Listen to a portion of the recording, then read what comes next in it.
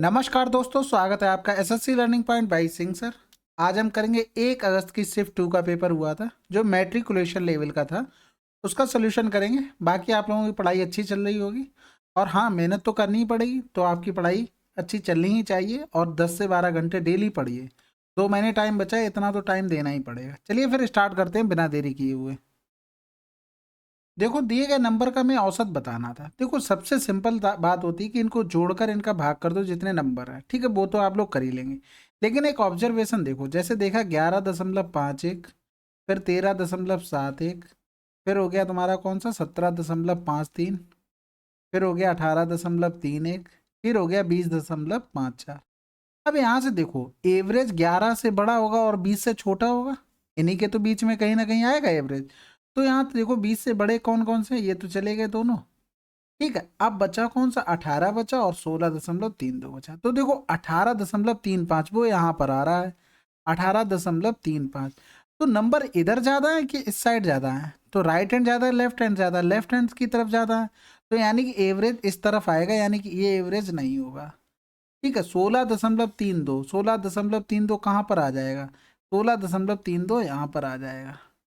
तो यहाँ पर देखो ये होने के चांस हो सकते थे, क्योंकि ये देखो 2 नंबर के बाद लिखा है, ये तो 1 नंबर ही के बाद लिखा था। इसलिए क्या हुआ, इसके इधर 3 नंबर है, इसके इधर कितने, 4 नंबर थे। तो ये ऑब्जर्वेशन हो सकती है। ठीक है, तो इस तरीके से आप लोग कर सकते हैं। बहुत बार ऐसा होता है कि जो सबसे बड़ा नंबर होता है उससे ज़्यादा भी मतलब एवरेज दे दिया जाता है। एवरेज हमेशा बीच ही में आता है, ऐसा नहीं होता। जैसे मान लो लिख लो 2 3 4 5 6 7, अब तुमको एवरेज दे दिया जाए 8 9 4.5, और इधर ले लो तुम कोई सा भी ले लो, जैसे ले लो 8। 8 तो ले ही लिया है, यानी कि ले लो 6.5। अब यहाँ से देखो 7 से बड़ा एवरेज हो सकता है, नहीं हो सकता। तो ये 2 नंबर चले गए। इनका एवरेज कितना होगा, 7 2 9, 9 का आधा 4.5, यानी आंसर तो ये हो गया। अब 6.5 यहाँ पर आ रहा है, अब 4.5 यहाँ पर आ रहा है, यानी कि बिल्कुल बीच में आ रहा है। तो ये तुम्हारा इस तरीके से ऑब्जर्वेशन। अगर ये भी नहीं समझ में आ रहा तो नंबर रेंडमली लिख लो, जैसे 2 लिखा, 5 लिखा, 8 लिखा, 6 लिखा और 7 लिखा। तो अब यहाँ पर देखो 2 लिखा, फिर 5 लिखा, फिर 8 लास्ट में लिख लो। यहाँ पर लिख लिया, 8 यहाँ से हटा दिया। तो हमने यही ऑप्शन ले लिए। ठीक है, इसमें एक जो एवरेज होगा वो ऑप्शन और होता। तो देखो 8 से बड़े कौन कौन नंबर है, ये चला गया। 8 भी एवरेज नहीं हो सकता, क्योंकि इन दोनों सम की संख्याओं का एवरेज ये लास्ट फर्स्ट नंबर हो सकता है नहीं, ये भी कट जाएगा। 4.5, 4.5 देख लो कहाँ पर आ रहा है, यानी कि 5 के पहले आ रहा है 4.5। ये एवरेज हो सकता है? कैसे भी नहीं हो सकता, क्योंकि इधर कितने नंबर है, 4 नंबर है। 6.5, 6.5 यहाँ पर आ रहा है, ये एवरेज हो सकता था, कोई बड़ी बात नहीं। अब बाकी एवरेज है क्या, 8 तो 10, 10 का आधा 5, यानी कि 5 एवरेज तुम्हारा आ गया। तो यहाँ पर जो बड़े नंबर है, जो छोटे नंबर है, वो हम काट सकते हैं। बाकी अगर जोड़ करके भाग करना है वो तो सभी को आता है, वो आप लोग भी कर सकते हैं। चलिए फिर अगला सवाल करते हैं।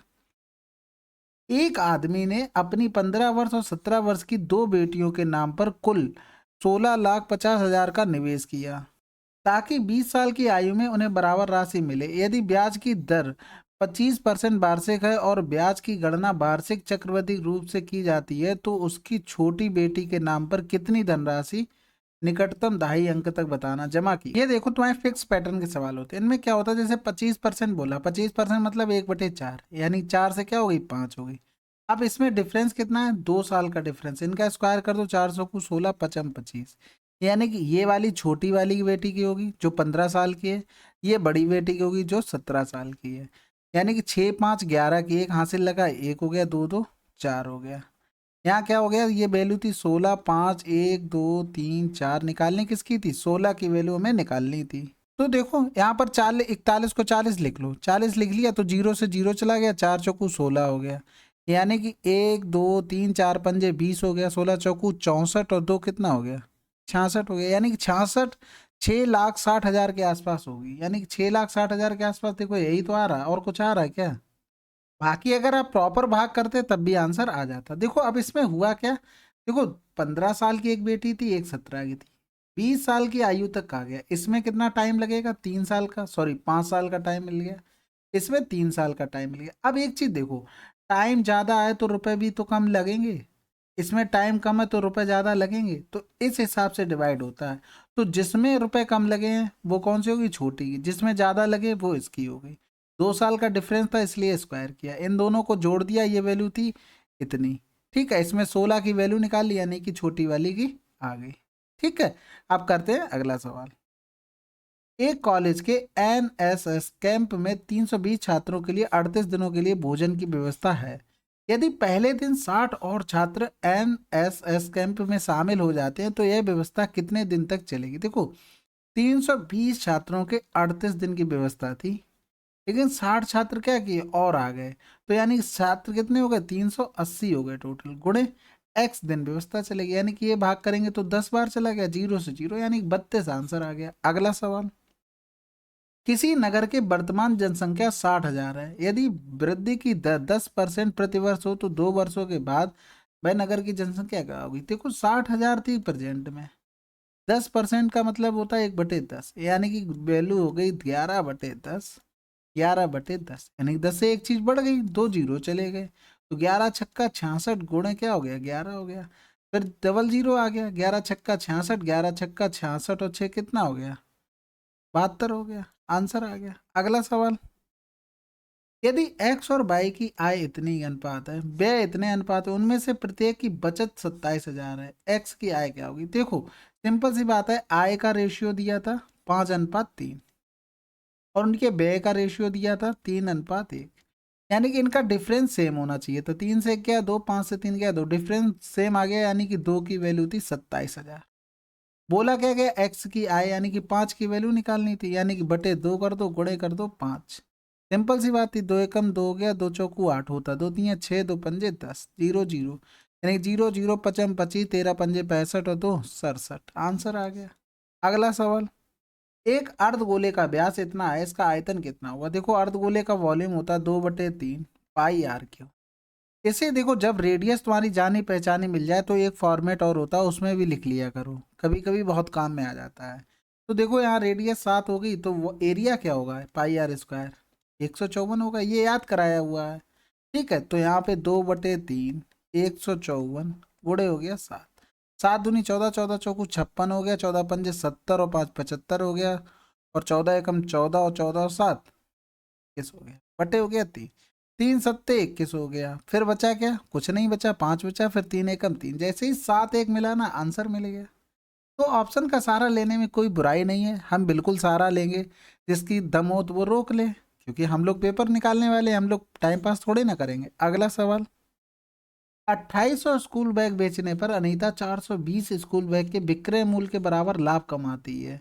अनीता ने कितना प्रतिशत लाभ अर्जित किया? देखो, 2800 उसने बेचे हैं, तो 420 का तो प्रॉफिट ले लिया, यानी कि प्रॉफिट अगर 2800 में से हटा दें, 10 से 2 गया 8, 7 से 4 गया 3 और 2 गया, यानी कि ये क्या रहा हो तुम्हारा? ये रहा सीपी, ये क्या रहा? प्रॉफिट, ये क्या रहा? Selling price. समझ में आ गई बात? यानी कि 420 का हमने प्रॉफिट लिया, 2380 से गुणे हो गया 100, 0 से 0 चला गया, 2 दूनी 4 हो गया, 2 एकम 2 हो गया, 2 एकम 2, 2 एकम 2, दोने में 18 हो गया।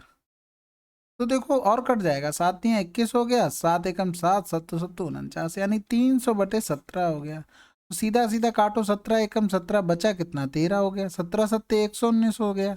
तो देखो, आंसर भी हमारा मिल गया 17.65।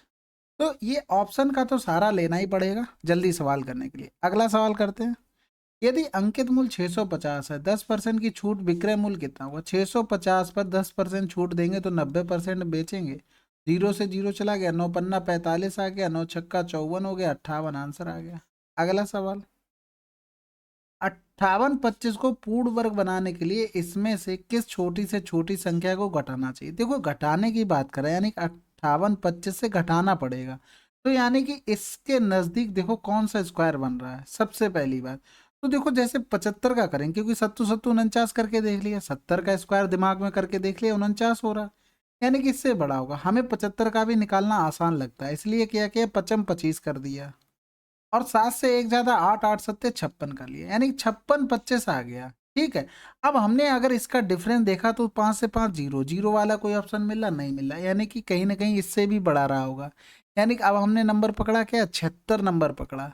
तो छचरंग 36 हो गया, हासिल लगा 3, 7 छक्का 42 दूनी 84, 84 और 3 कितने हो गए? 87 हो गए, हासिल लगा क्या हो गया? 8 सत्तू सत्तू 49 और 9 8 17 हो गया, यानी कि 57 76 हो गया। अब देखो घटा के 58 25 माइनस 57 76 हो गया। तो 15 से 6 गया 9 बचा, 11 से 7 गया 4 बचा, आंसर आ गया। ठीक है, थोड़ी कैलकुलेशन और थोड़ी जो ट्रिक वगैरह होती है ना कैलकुलेशन की, वो तुमको याद करनी पड़ेंगी। अगला सवाल, एक बस पहले 80 किलोमीटर की दूरी 40 किलोमीटर प्रति घंटा की चाल से, अगले 100 किलोमीटर की दूरी 50 किलोमीटर प्रति घंटा की चाल से औसत चाल, एवरेज स्पीड सबको पता है क्या होती है, टोटल डिस्टेंस बटे टोटल टाइम, यानी 4 दूनी 8 हो गया और 50 दूनी 100 हो गया, यानी कि 180 बटे 4 हो गया, 4 चौकू 16 हो गया, 4 पंजे 20, आंसर आ गया। अगला सवाल, राम 13 गेंदें 390 में खरीदता है, 33 गेंद प्रति गेंद बेच देता है, उसका लाभ क्या होगा। देखो 13 गेंदें खरीदी यानी कि 30 रुपए में खरीदी और 33 की बेच दी, यानी 3/30 गुणे 100 कर देंगे, 10% आंसर। अगला सवाल, आयत का परिमाप 280 है, इसकी दोनों भुजाओं के बीच का अंतर 40 है, एल माइनस बी 40 है। एक ऐसे वर्ग की भुजा ज्ञात कीजिए जिसका क्षेत्रफल इस आयत के क्षेत्रफल के बराबर है। ठीक है, तो देखो परिमाप क्या होता है, 2l प्लस बी होता है। एसी की वैल्यू कितनी दी थी, 280 दी थी, यानी l प्लस बी कितना हो गया, 2 एकम 2 2 चौकू 8 0, यानी l प्लस बी कितना हो गया 140। दोनों को जोड़ के 2 का भाग कर देंगे, कितना आ जाएगा 90, तो b कितना आ गया 50 आ गया। इसका अगर हम क्या निकालेंगे क्षेत्रफल, यानी 9 पन्ना 45, पता है ना वो एरिया क्या होता है आयत का, ये होता है।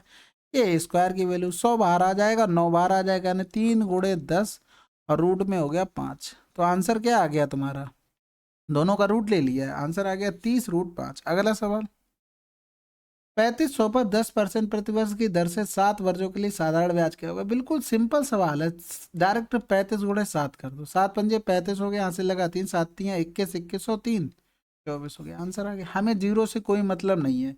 रीजन क्या है, जैसे मान लो 3500 हो गया, गुणे 10 हो गया, गुणे 7 हो गया, बटे किया 100, तो सब तो कट ही जाना ना, हम जीरो पे ध्यान ही नहीं दे रहे। हमने पहले किया 35 गुणे 7, 7 पंजे 35 किया, 245 आया। अब हम ऑप्शन देखें, एक ही में लिखा था 245, जीरो से कोई मतलब ही नहीं था। अगर होता तो हम देख लेते, उसमें कोई बड़ी बात थोड़ी नहीं थी, एक जीरो आ जाता। अगला सवाल, एक बेडशीट का बाजार मूल्य क्रय मूल्य से 24% अधिक है। देखो क्रय मूल्य क्या होता है, सीपी, ये 100 है तो मार्क प्राइस कितना 124 है, उस पर 15% की छूट की घोषणा की जाती है, यानी कि सेलिंग प्राइस क्या हो गया 124 से 85% हो। तो कह रहा है लाभ प्रतिशत बता, यानी कि इन दोनों का रेशियो निकाल लो, 5 एकम 5 5 सत्ते 35 5 दूनी 10 हो गया, 4 पंजे 20 4 तियां 12 4 एकम 4 हो गया, तो 500 ये हो गया सीपी, और एसपी कितना हो गया 17 एकम 17 हो गया, 17 तियां 51 एक 52 हो गया। तो प्रॉफिट कितने के लिए 27 का, किस पर 500 पर, गुणे हो गया 100, बस पचम 25 हो गया, 2 बचा 5 चौको 20, आंसर आ गया। अगला सवाल, 7 से 1/5 और 11 का तृतीय अनुपात क्या होगा। हमने हमेशा बताया ए बी का तृतीय अनुपात क्या होता है, बी स्क्वायर अपॉन ए होता है, यानी 11 गुणे 11, 7 पन्ना 35 हो गया, 35 हो 1 36 हो गया, ऊपर चला जाएगा 5, तो 11 11 में 121 गुणे हो गया 5/36, 5 एकम 5 हो गया, 5 दूनी 10 हो गया, 5 एकम 5 एक 6 हो गया, बटे 36 हो गया। तो देखो अब यहाँ पर करना पड़ेगा भाग, थोड़ा देखो ऑप्शन की तरफ, छचरंग 36 1 37 ये नहीं होगा, 6 पंजे 30 और 9 39 होगा, ये नहीं होगा, छचरंग 36 9 6 15 ये हो सकता है, ये हो सकता है, यानी 2 ऑप्शन मिल गए। अब क्या करो डायरेक्ट भाग कर दो ऑप्शन की सहायता लेके, देखो दोनों में 16 मिल रहा, यानी एक बार जाएगा तो इतना हो गया, 10 से 6 गया 4 बचा, यहाँ 5 से 3 गया 2 बचा, उतारा लिया 5, 6 बार जाएगा छचरंग 36 यानी 216 हो गया, 15 से 6 गया 9 बचा, और यहाँ बचा कितना 3, और 3 से क्या 2 बचा, यानी 29 29 बच रहा, तो आंसर यही हो गया। अगला सवाल, पी और क्यू कार्य को 36 दिनों में कर सकते हैं, क्यू और आर 60 दिनों में कर सकते हैं, पी और आर 45 दिनों में कर सकते हैं, पी क्यू आर एक साथ करते हैं 5 दिनों में, कार्य का कितना भाग समाप्त हो जाए। सिंपल सवाल है बिल्कुल, अगर दिमाग अच्छा है ना तो इसे लिखना भी नहीं पड़ेगा, एलसीएम डायरेक्ट लो और आंसर मारो, आगे बढ़ो। कितना हो गया 45 हो गया, सबको दिखाई दे रहा होगा कि 180 हो गया, इसका 5 हो गया, इसका 3 हो गया, इसका 4 हो गया, समझ में आ गई बात। 5 3 8 4 12, यानी P plus Q plus R इनकी इफिशियंसी होगी 6, क्योंकि 5 3 8 4 12/2 कर दिया। अब 5 दिन काम किया, यानी कि 30 काम कर लिया, 6 की इफिशियंसी 5 दिन काम करेंगे 30 काम कर लेंगे, टोटल काम 180 हो गया, आंसर क्या आ गया 1/6। अगला सवाल, देखो बहुत कठिन सवाल आ गया है, इसको सरल करके हमें बताना। 5×3 = 15 तो 17/3 गुणे 6×2 = 12 1 13/6 माइनस 3×2 = 6 1 7/3 हो गया। एलसीएम लेंगे 18 हो गया, तो 17×3 = 51 हो गया, 17 × 1 = 17 और 5 = 22 हो गया, माइनस 3×6 = 18 7×6 = 42, 11 से 2 गया 9 बचा, यहाँ बचा कितना 1, 11 से 4 गया 7 बचा, बचा कितना 1/18 हो गया। 18 ने में कितना होता है 162 होता है, सबको पता है ना। बचा कितना 17/18। थोड़ा ऑप्शन का भी सारा ले लिया, कुछ गलत थोड़ी ना किया है। यानी कि नीचे यहाँ पर 18 लिख लो, तो यहाँ देखो क्या किया हमने 9 बार भाग किया, तो 2 ऑप्शन थे, नीचे क्या था 20 था, इसमें 18 था, तो हमने यही वाला आंसर लिख दिया। तो मैंने इतनी कैलकुलेशन नहीं की, मैंने थोड़ा ऑप्शन का भी सारा ले लिया है। अगला सवाल, यदि 10 कुर्सियों का विक्रय मूल्य 8 कुर्सियों के क्रय मूल्य के बराबर है तो हानि प्रतिशत बताइए। देखो देखो एक तो चीजें होती कैसे कि माइंड में कर लो, जैसे 8 कुर्सियों का क्रय मूल्य 10 कुर्सियों के बराबर है, यानी कि लॉस कितना का हुआ 2 का, और 2 का लॉस हुआ अपने पास से कितने दी 10 दी ना, गुणे 100 हो गया, 2×5 = 10 5×2 = 10 20% आ गया। या तो ऐसे कर लो 10 का सेलिंग प्राइस 8 कुर्सियों के कॉस्ट प्राइस के बराबर है, यानी SP/CP, 2×4 = 8 2×5 = 10, तो 5 की चीज 4 में बेच दी, 1 रुपए का लॉस हुआ, बटे 5×100 हो गया, यानी कि 20% का क्या हो गया लॉस। अगला सवाल, एक्स का 23% 46 है, तो एक्स का मान बताइए। सबको दिख रहा होगा कि 200 आएगा, नहीं दिख रहा है तो भैया इसीलिए तो कहते हैं प्रैक्टिस करो। 23×2 = 46, 200 आंसर अब तो दिख रहा ना। अगला सवाल, 6 पुरुष 7 महिलाओं के बराबर कमाते हैं, 2 महिलाएं 3 लड़कों के बराबर कमाती हैं, 4 लड़के 5 लड़कियों के बराबर कमाते हैं। यदि 5 लड़कियां एक सप्ताह में 400 कमाती हैं तो एक पुरुष एक सप्ताह में कितना कमाएगा। देखो कह रहा है 6 पुरुष 7 महिलाओं के बराबर कमाते हैं, 2 महिलाएं 3 लड़कों के बराबर कमाती हैं, 4 लड़के 5 लड़कियों के बराबर कमाते हैं।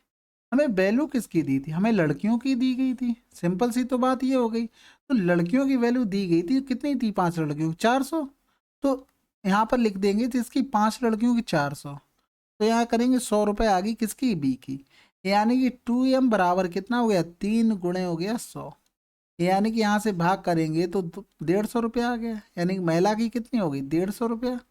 तो यहाँ से 6p बराबर 7 × 150 लिख सकते हैं, यानी कि 6×2 = 12 6×5 = 30 हो गया, 25×7 = 175 आंसर आ गया। अगला सवाल, एक चुनाव में 3 उम्मीदवार ए बी सी थे, विजेता ए को सी द्वारा प्राप्त किए गए वोटों का 5 गुना प्राप्त होता है, बी को 240 वोट मिले जो सी के वोटों का 1.5 गुना है। यदि चुनाव में कोई फर्जी वोट नहीं डाले गए तो कुल कितने वोट डाले गए। सिंपल है, ए को मिले हैं वो सी को डाले गए वोट का 5 गुना है। ठीक है, अब कह रहा है कि बी को 240 वोट मिले जो सी के वोटों का 1.5 गुना है, यानी कि 1.5 हो गया। तो बी को कितने मिले हैं 240, यानी 240 किसकी वैल्यू थी 1.5 का। टोटल 5 1 6 1 7 7.5 की निकालनी थी, 15×5 = 75 हो गया, 24×5 = 120 हो गया, यानी कि टोटल 1200 वोट थे।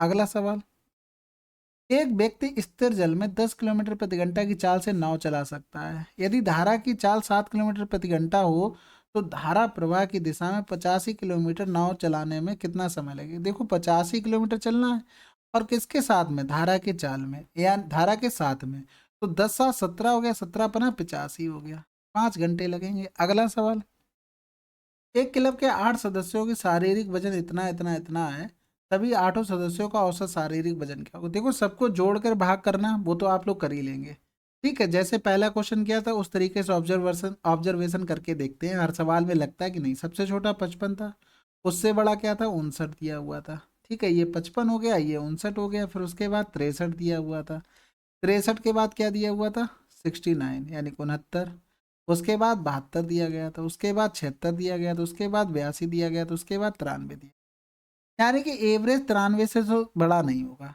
सिंपल सी बात आ गई, अगर ऑप्शन में कुछ भी होता तो हम काट देते, 55 से छोटा भी नहीं होगा। ठीक, अब बचता क्या है, देखो 75.15 है, यानी कि 75.15 यहाँ पर होगा, 73.50 यहाँ पर होगा, 61 दशमलव कहाँ पर होगा यहाँ पर होगा, 61.13, 71 कहाँ पर होगा यहाँ पर होगा। ठीक है, ऑप्शन बिल्कुल क्लोज क्लोज थे, इसलिए क्या हो गया कि इसमें हम एक ऑप्शन कैंसिल कर पाए, लेकिन अगर दूर दूर होते तो सोचो ऑब्जर्वेशन हम लगा लेते ना। तो इस चीज को ये नहीं मैं कह रहा हूँ कि हर जगह फॉलो ही कर लेना, हर जगह फॉलो नहीं होगी लेकिन बहुत जगह फॉलो भी होगी, तो वहाँ आप बहुत जल्दी टाइम बचा के निकल जाएंगे। तो ये चीज़ समझने की कोशिश करो मैं कहना क्या चाह रहा हूँ। बाकी क्या करना है, सबको जोड़ लो, बाकी कुछ नहीं करना, सबको जोड़ लो। 9 5 14 हो गया, 14 3 17 हो गया, 17 9 26, 2602, 28 36 हो गया, 3603 कितना हो गया 39, 5 3 8 5 13 13 6 19 हो गया, 1906, 25 25 और 14, 39 39 और 17, 39 और 17 9 7 16 56 हो गया, बटे 8 कर दो। तो 8 7 56 हो गया, 8 एकम 8 हो गया, बचा कितना, एक बचा, फिर जीरो कर देंगे, फिर 8 एकम 8, 8 दूनी 16, 8 पंजे 40, यानी कि 71.समथिंग आंसर। ठीक है। तो जो ऑब्जर्वेशन वाली बात है उसको ध्यान रखना, बहुत जगह क्या होता है कि बड़ी बड़ी वैल्यू दी जाती हैं लेकिन वो आंसर नहीं होते, ये चीज़ याद रखना अच्छे से। अगला सवाल, राजू एक काम को 15 घंटे में, विनय 20 घंटे में और बर्दन 30 घंटे में पूरा कर सकता है। यदि वे एक साथ काम करते हैं और उन्हें काम के लिए 7200 का भुगतान किया जाता है तो विनय को कितनी राशि मिलेगी। देखो सिंपल सी बात है, राजू थे, विनय थे और कौन था, वर्धन था। सबको रुपए मिले थे 7200, लेकिन काम जिसने जितना किया होगा उतना ही तो पैसा मिलेगा। फर्जी में देने वाला कौन है यहाँ पर, 30 दूनी 60 हो गया, 4 3 7 तो 9 हो गया, 9 की वैल्यू थी 7200। पूछा किसका गया था, विनय की राशि, यानी विनय कहाँ पर लिखा, दूसरे, यानी कि 3 की वैल्यू 9 8 72, 8 3 2400 आंसर। अगला सवाल, एक व्यक्ति बस द्वारा 40 किलोमीटर की दूरी 70 मिनट में तय करता है। बस से उतरने के बाद उसने 40 मिनट आराम किया और आगे की 20 किलोमीटर की दूरी टैक्सी के द्वारा 40 मिनट में तय की। पूरी यात्रा के दौरान औसत चाल, यानी कि average speed formula total distance 40 plus कितनी हो गई और दूसरी 20, टोटल टाइम यानी 70 मिनट इधर लगा, 40 एक लगा, 40 इधर लगा। ठीक है, ऐसा नहीं कि 40 मिनट आराम किया तो छोड़ दोगे, टाइम पूरा लेना पड़ेगा। तो किसमें बताना, किलोमीटर प्रति घंटा में, यानी कि दूरी तो पूरी दी हुई थी किलोमीटर प्रति, और नीचे क्या दिया था, मिनट में दिया हुआ, तो मिनट को घंटे में चेंज करना पड़ेगा, यानी कि 7 4 11 11 4 15 हो गया, यानी 150 डिवाइड करेंगे 60 से तो 60 ऊपर चला गया, 0 से 0, 15 चौकू 60, 6 चौक 24 किलोमीटर प्रति घंटा। अगला सवाल, चलिए मैट्रिकुलेशन लेवल का ये सवाल ये पेपर था 1 अगस्त का, शिफ्ट 2 का।